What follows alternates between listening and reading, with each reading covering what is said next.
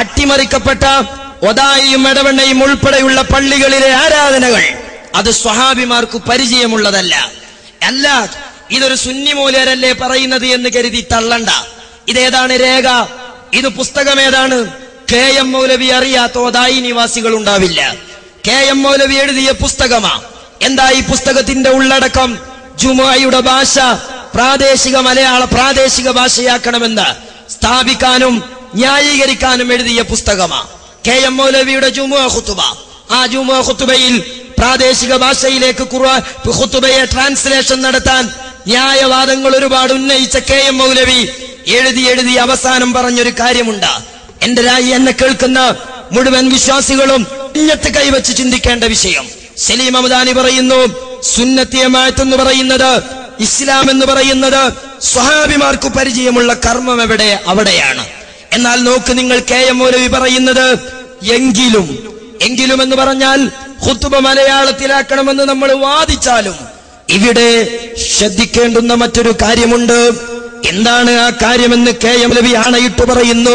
സ്വഹാബികൾ, താബിഉകൾ എന്നീ സദർത്തനായ മുൻഗാമികൾ അനറബി നാടുകളിൽ, കേരളത്തിലൊന്നു മാത്രമല്ല ഏത് പ്രാദേശിക രാജ്യങ്ങളിലേക്ക് ചെന്നിട്ടും അവിടങ്ങളിലൊക്കെ ഖുതുബ നിർവഹിച്ച സ്വഹാബിമാരുണ്ട്. ആ സ്വഹാബിമാരിൽ നിന്ന് മതം സ്വീകരിച്ച പൂർവികരുണ്ട്. അവരൊക്കെ പ്രദേശത്തുകാർ തന്നെയാണ്, പ്രാദേശിക ഭാഷ അറിയുന്നവരാണ്. പക്ഷേ KM മൗലവി പറയുന്നു, അവരാരും പള്ളികളിലെ ഖുതുബ പ്രാദേശിക ഭാഷയിൽ നിർവഹിച്ചതായി നമ്മൾ കണ്ടിട്ടില്ല. നിഷ്പക്ഷമായി നിങ്ങൾ വിലയിരുത്തണം. എന്താണ് ഈ നവോത്ഥാനത്തിന്റെ അടിത്തട്ടെന്ന് ആലോചിക്കണം. KM മൗലവി ഖുതുബ ഭാഷ ന്യായീകരിക്കാൻ വേണ്ടി എഴുതിയ പുസ്തകത്തിന്റെ അവസാന ഭാഗത്ത് പറയുന്നു, നമ്മൾ അതൊക്കെ പറഞ്ഞാലും ഇത് സ്വഹാബിമാർക്ക് പരിചയമില്ല, താബികൾക്ക് പരിചയമില്ല, താബികൾക്ക് പരിചയമില്ല. പിന്നെ ആരത് പരിചയം? ആർക്കാണിത് പരിചയം? ഇത് കണ്ടോ, ഹാജി അബ്ദുള്ള സേട്ട്, പരേതനായ ഹാജി അബ്ദുള്ള സേട്ട് എന്ന പേരിൽ മുജാഹിദുകൾ ഒരു മുജാഹിദുകാരനവരെ കുറിച്ച് എഴുതിയ പുസ്തകമാണ്. ആ പുസ്തകത്തിൽ വഹാബികൾ എഴുതുന്നു, മുജാഹിദുകൾ രേഖപ്പെടുത്തുന്നു. എന്താ എഴുതുന്നത്?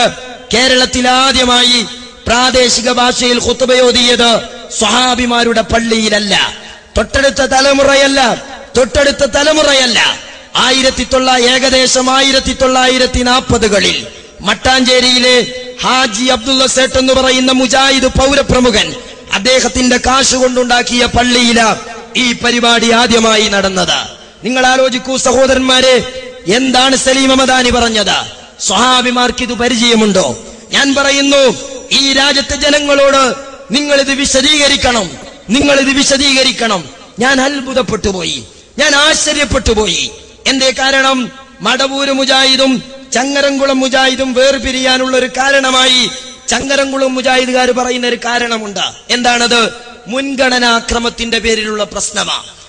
മടവൂര് മുജാഹിദ് പറഞ്ഞു, ഒരു സ്ഥലത്ത് തൗഹീദ് പൂർണ്ണമായി കഴിഞ്ഞാൽ, അങ്ങനെ പൂർണ്ണമായ തൗഹീദുള്ള നാട്ടിൽ, ഉദാഹരണം പറയുക മുജാഹിദിന്റെ ഭാഷയിൽ, എടവണ്ണയും ഒതായിയും പോലെയുള്ള പ്രദേശങ്ങളിൽ ഇനിയും നമ്മൾ ശിർക്ക് ഖുറാഫാത്ത് പറഞ്ഞ് സമയം കളയണ്ട.